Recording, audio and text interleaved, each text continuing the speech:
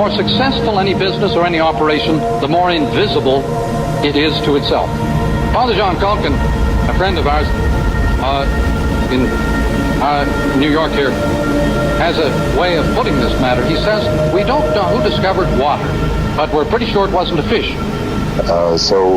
Tony, what's on the tapes here is the real Marshall McLuhan. We can throw away the books because we don't need them. All that's to the best of what's in the books is in this room. And unquestionably, Tony and I will sit down in the next couple of days and talk about taking what's in this room and making it available again, so that the next time Marshall McLuhan appears as the new comet on the horizon, all the pieces will be in place and all the stuff will have been hacked away that would slow down the meteor, you know. You couldn't hold back the press. You can't hold back television. I'm not saying to hold it back. I'm simply saying study what it is. They can't find a little place for themselves. But are you sure, you see, are you absolutely sure that this is the birth struggle of a new civilization?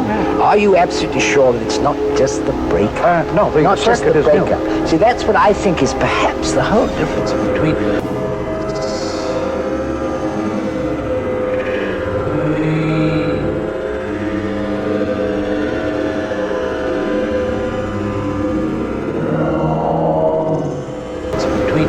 North America and Europe, really, is that you over here do believe that. But you do over here. You have a bigger stake in the old technology. Well, no, but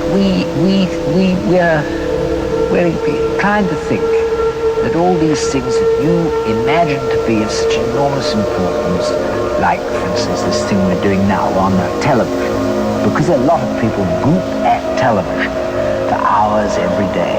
You're inclined to think that's an enormously important thing. And I just think it's a sort of sign of the kind of vacuity that comes.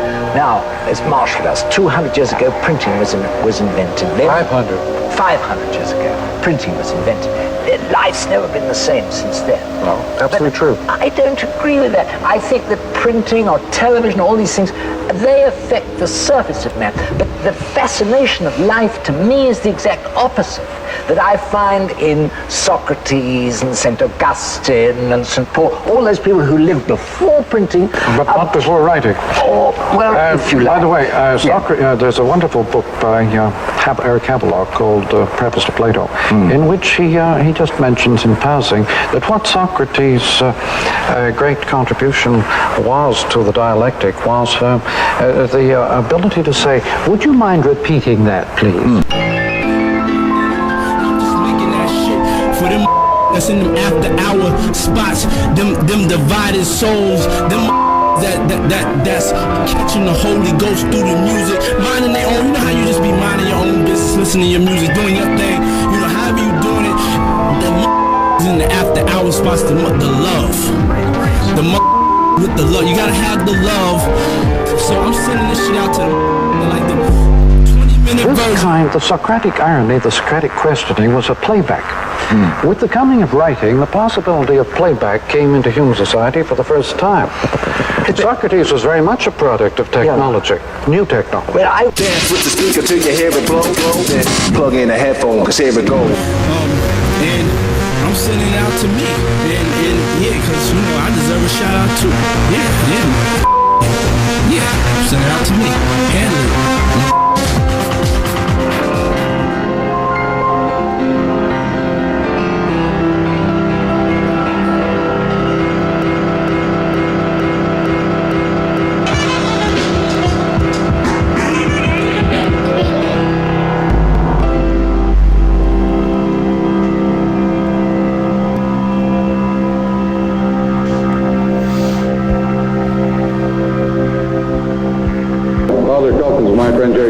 The future of the future is the present.